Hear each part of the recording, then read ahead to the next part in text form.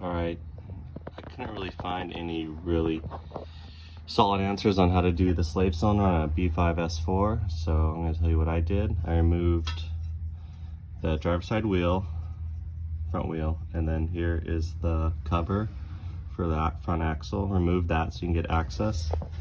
And then you can't really see because the lighting's all messed up, but there's the speed sensor up there. Remove that connector, and then you can go from underneath and you can get access to the 6mm bolt. Man, it's really hard to see from here, but there is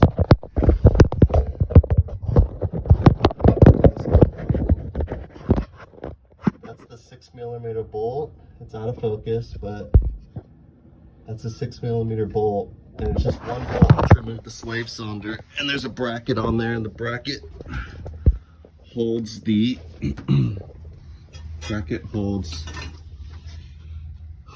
the clutch line in place. The clutch line you can remove by, it's just a little clip right here. This is the old slave. It's a little clip. All you gotta do is slide it out. Slide this out, and then you can just slide the line out, and then there's a retaining bracket up here at the top. I'm not gonna be able to show you guys, but basically here's the trans, another trans. There's a retaining bracket right there, and you can access that to pop the little rubber placeholder off. It just holds the line in place, so you can pop that off, and then you can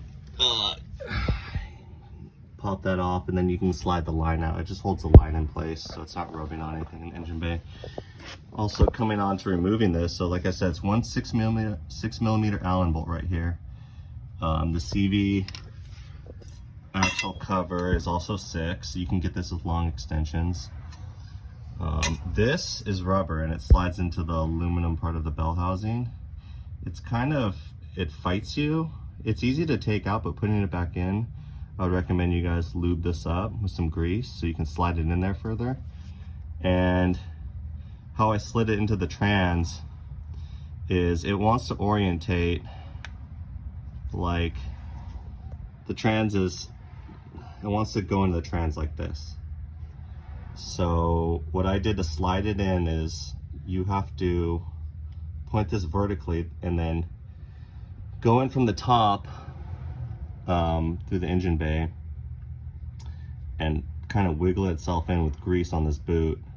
And then once you get it in far enough, you have to rotate it down into the little boss where the 6mm bolt goes. Don't go in too far, because if you go in too far, then it's not going to line up with the thread section on the trend. So just go in a little bit and then point it down, and then come in from underneath, and then you guys can't see it right here, but come in from underneath and make sure that it's the bracket that goes here and then the bolt is lining up. It takes a little finagling to get it correct, but once you get that, you should be good.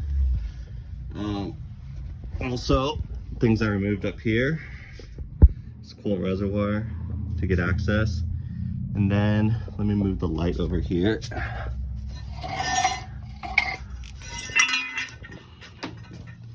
And then there's a clip right here.